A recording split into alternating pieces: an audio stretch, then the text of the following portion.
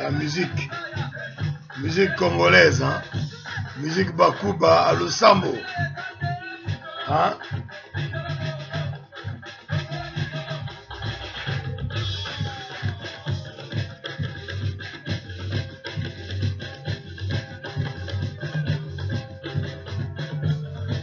Congo wetu.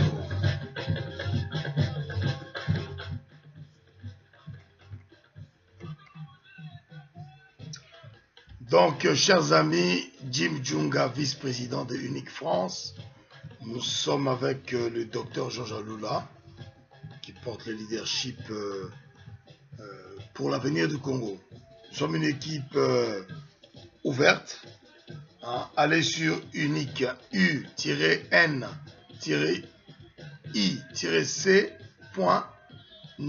N-E-T. Inscrivez-vous. Hein. Donnez-nous vos desiderata. Place ya ba Congolais nyonso eza na kati. Donnez sous le lot pour vous parler du dossier des élections. Hein? Les actualités, mais en même temps, c'est un problème qui est très profond. Nous avons une commission électorale nationale indépendante, CENI, qui est dirigée par le colonel Nanga. On pense que quand on dit colonel, en général, les militaires sont des gens qui ont une certaine rectitude. Donc, colonel Nanga est venu faire de la publicité avec les journalistes. Il est venu nous raconter que les enrôlements se passaient bien, mais on a vu qu'il y avait beaucoup d'erreurs et ça prenait beaucoup de temps. Hein, ça prenait beaucoup de temps. Et finalement, lorsqu'il était vers le 24 millions d'enrôlés, il a fait une conférence de presse avec l'équipe nationale des journalistes. Donc il y avait, principalement pour ceux que je connais, il y avait Eliezer, il y avait Papa Molière, etc. Et donc ces gens lui ont posé la question sur comment s'organisent les choses, qu'est-ce qu'ils feront, etc. Colonel Nanga est président de la commission électorale nationale indépendante. Les mots ont leur poids, leur valeur. Sinon, ça ne sert à rien de créer des commissions comme ça.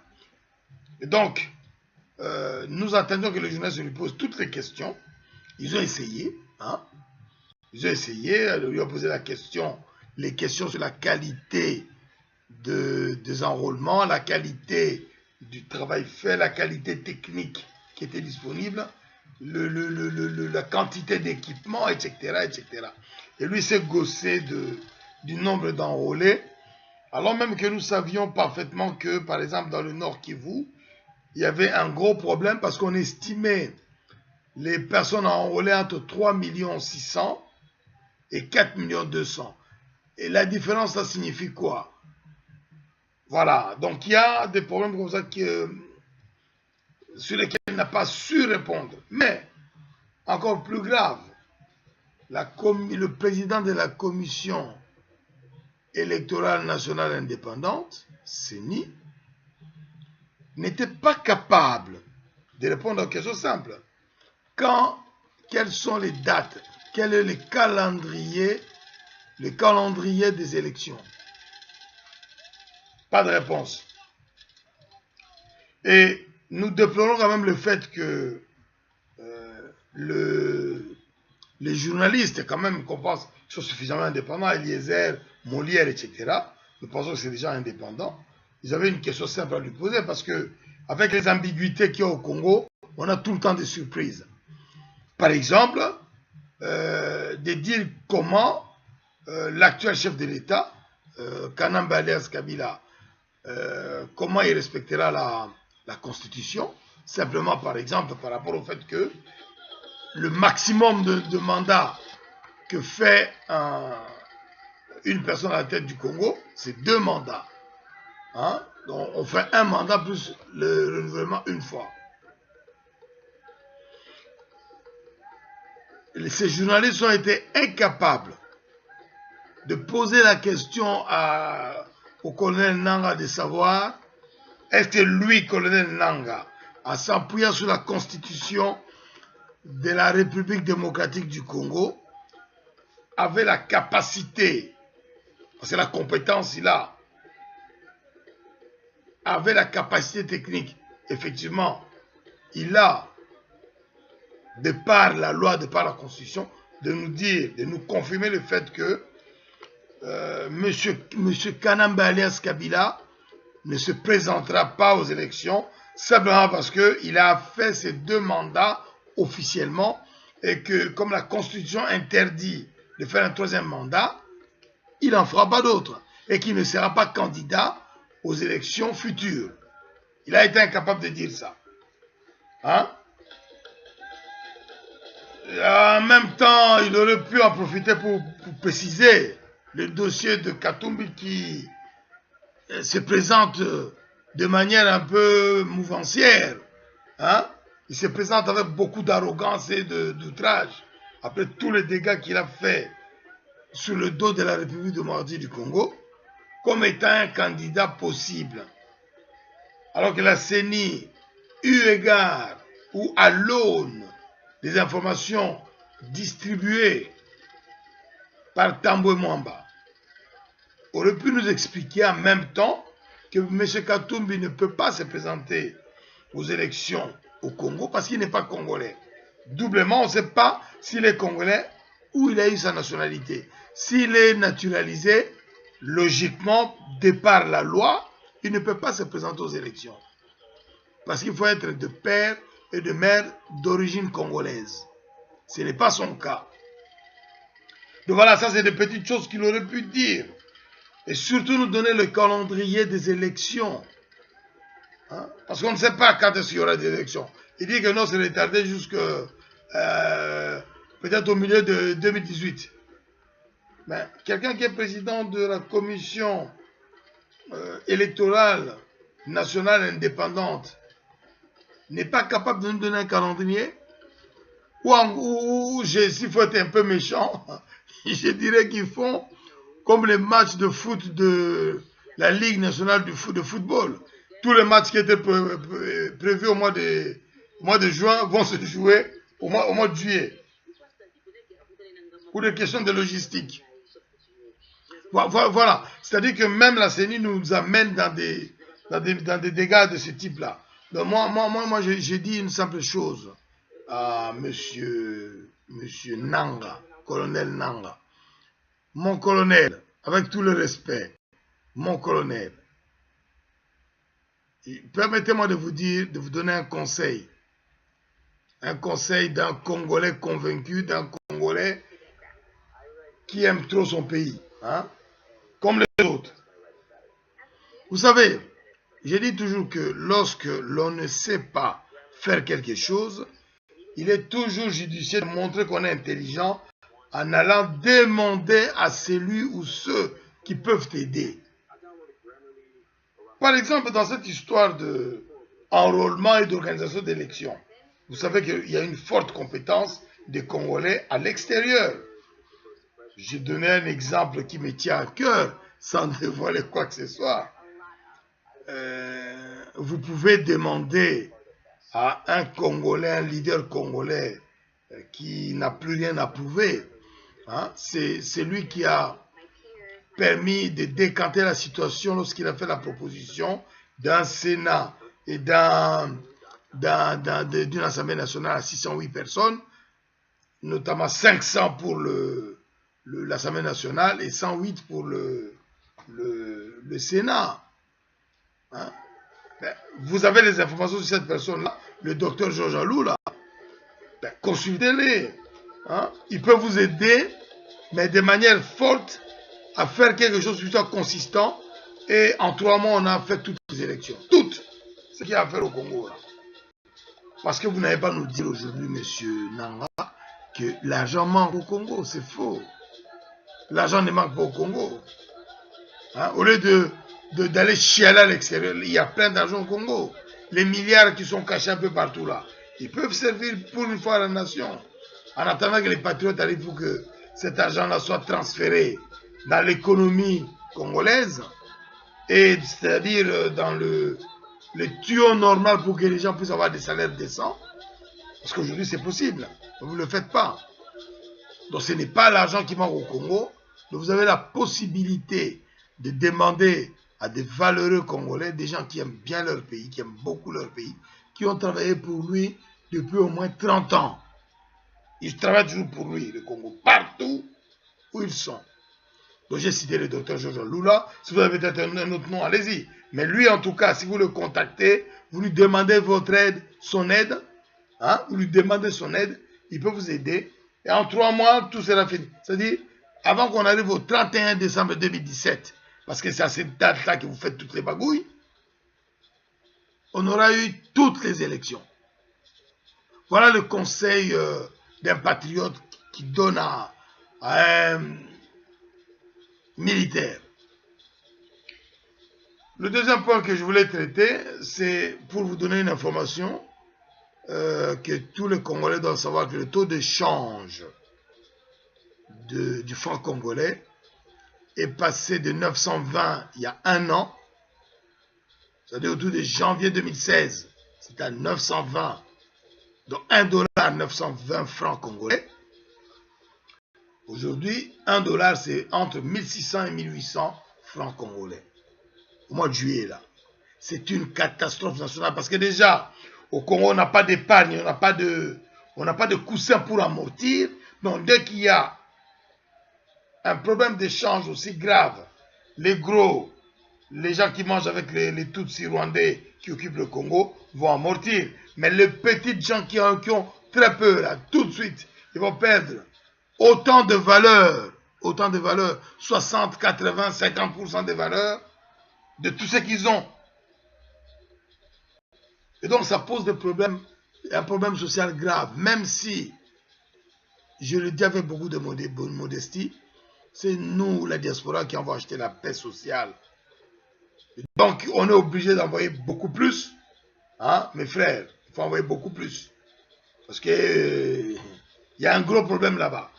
$1, 920 francs congolais en janvier 2016. Aujourd'hui, en juillet 2017, $1, 1600 à 1800 francs congolais. C'est une catastrophe économique. C'est la preuve de l'échec. Si on en cherche un, c'est la preuve de l'échec économique de tous les projets, de tous les programmes que Kabila a chanté à gauche, à droite. Alors, bon, là, ils ont montré leurs compétences. Et vous savez les raisons qu'ils donnent? Ils ont dit que c'est le manque de devises qui est à la base de cette dépréciation, détérioration du cours du change du franc congolais. C'est un peu un terme technique, mais enfin, comment est-ce qu'un banquier, un responsable de la monétisation peut nous donner cette raison-là? Le Congo, ce n'est pas seulement l'entrée de monnaie étrangère, de devises. Mais pour avoir des devises, il faut produire et exporter. Il faut que l'économie tourne. Et lorsque votre économie ne tourne pas, vous vous étonnez. Hein, c'est comme si vous étiez un athlète de 100 mètres qui court le 100 mètres plat. Tu ne t'entraînes pas pendant 6 mois et tu as une course le premier jour du 7e mois. Et tu dis non, je vais gagner là-bas. Tu arrives, dès qu'on donne le départ, tu cours, tu te souffles, tu prends 5 mètres de retard. Et tu te dis, ah non, ce retard-là est dû au fait que j'ai manqué d'énergie. Non, tu n'as pas manqué d'énergie, tu ne t'es pas entraîné. Mais c'est la même chose. L'économie ne tourne pas, on nous dit, c'est parce qu'il n'y a pas de devise. C'est faux. C'est un argument économiquement faux, complètement faux. Je parle en tant qu'économiste. C'est un argument faux pour un pays qui a tout à construire. Quand vous regardez le rue de Kinshasa, quand vous regardez le rue de Lubumbashi, de Kikwit, etc., quand vous regardez les routes au Congo, rien que ça, on ne peut pas développer une économie et produire pour que les gens mangent, par exemple. Donc, des arguments aussi fallacieux, on nous dit qu'on va faire bien le lendemain. Mais non, nous sommes dans une inertie. L'inertie qui est là, c'est nous partons dans les pertes. Donc, pour qu'on la bouleverse complètement, il faut un projet comme le projet qui est porté par l'UNIC, qui va, au fait, le malade, on va lui mettre comment on appelle ça? Des piqûres, hein? Des piqûres pas des dopants, mais des énergisants, hein? Pour qu'il se réveille et qu'il se dise, ah, ils recouvrent un peu de force, ils donnent d'autres médicaments pour qu'ils se mettent debout. Et là, eux, ils nous disent, non, on va faire mieux l'année prochaine, c'est impossible. C'est impossible. C'est vraiment une inertie, un cycle d'inertie qui n'est rattrapable qu'en étant plus fort que ce cycle-là. C'est-à-dire, là où tu n'investis plus du tout, il faut investir 10 fois plus. Par exemple, si aujourd'hui ils mettent 1 milliard dans l'économie congolaise, il faut qu'on en mette par exemple 100 milliards. Est-ce que vous voyez? Pour qu'il y ait un effet de levier plus fort. Donc c'est une catastrophe économique. Je finirai sur une troisième information pour nos amis musiciens. Nous avons appris que le fils d'Olomide a eu son bac en Europe. Ben, on dit au petit bravo, hein, bravo petit. Hein, heureusement que tu étudies en Europe. Parce que ton père il soutient un gouvernement de voyous. Et le fils de JB aussi, apparemment, est passé dans une bonne classe et qu'il étudie bien en Europe. Alors, au lieu que dans vos actions, vous musiciens, c'est nous, peuple congolais, qui avons fait de vous ce que vous êtes devenus. On ne vous demande pas le mot, on ne vous demande pas un franc.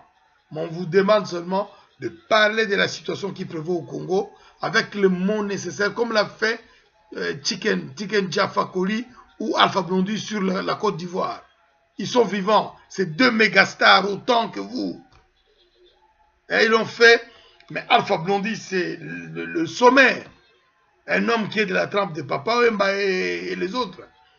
Mais il a fait avec humilité, il a expliqué la situation partout où il allait à l'extérieur. Mais vous nous donnez comme argument, non, non, ceux qui ont lobby, ça ne marche pas. Hein? Vous voyez, les enfants ont étudié ici, il n'y a pas de corruption, hein? Ils ont eu leur bac et il est valable.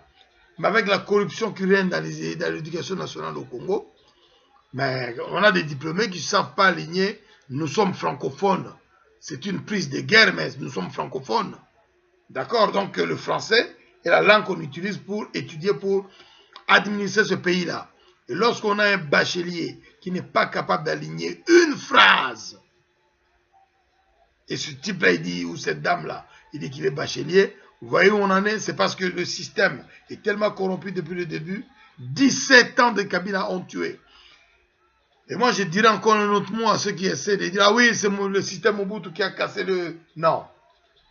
Ça fait 20 ans. Mobutu, nous allons régler nos comptes avec lui après. Et vous n'ouvrez même pas votre gueule sur lui parce que vous n'avez aucune légitimité. Aucune légitimité. Mobutu, nous, on s'occupera de lui. Les Congolais, on s'occupera des historiens, les sociologues, etc. Mais pour ce que vous racontez là, vous devez fermer vos gueules. Mobutu, le peu que Mobutu vous a laissé, vous l'avez galvaudé. Déjà, ce n'était pas beaucoup, et là, vous l'avez complètement galvaudé. Simplement parce que les gens qui dirigent le Congo sont venus piller, ils ne sont pas venus construire. Voilà la grande différence. Donc, calmos, hein. Calmos, vous avez complètement échoué économiquement, sociétalement, culturellement. Vous avez échoué complètement. Si on prend que ça. Plus l'occupation, c'est une catastrophe. Mais j'ai dit, cher peuple congolais, c'est une catastrophe, oui, mais nous avons des solutions énormes, solides. Hein? Nous avons des solutions solides qui sont prêtes.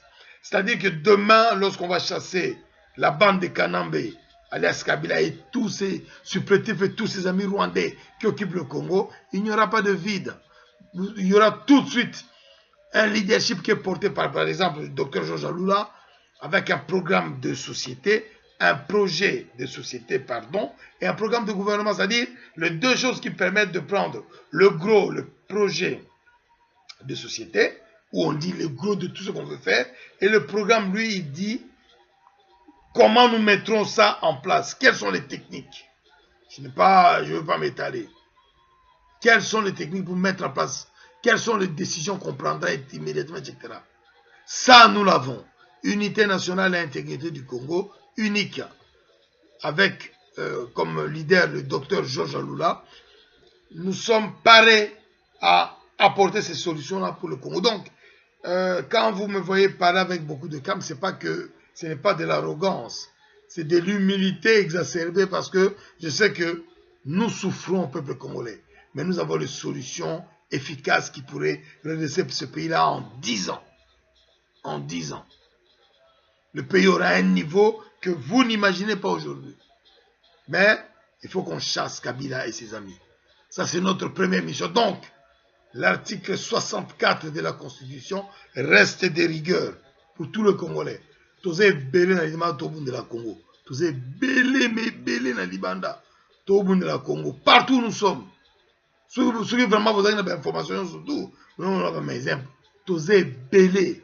Donc, les leaders, Kemba, Penza, Bana, Konzo, Bana, Maïle, Bana, ils sont capables d'administrer. Hein? Le docteur Georges Alula pour la unité nationale et intégrité du Congo. Boké na site internet wana u-n-i-c.net N-E-T. Ok na site internet wana omi komisi na kati si mo zana mo ekar moko boye mo encart moko boye okomi makambo ningo sa na Congo ngana naza ministre ngana naza directeur général ngana naza gouverneur ngana naza la boye point. Olobi nyonso ngana naza entrepreneur a munene na naza société mo sala 1 milliard. Comment c'est que t'es desiderata oyo ningo sala? C'est ça qui compte. Donc pour les sportifs, Nani Mokonza terrain vert. Vita Club est allé battre le Mamelodi Sundowns 3-1 et pas na bango. Sauf que Vita est éliminé parce que on a perdu trop de matchs à la con. On a 7 points, on ne peut plus être deuxième. Mais bon, et bien Magnon ici la ra somoté. Nani Mokonza terrain vert. Donc,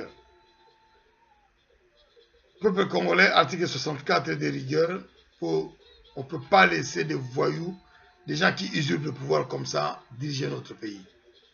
Ingeta, Ingeta. Merci.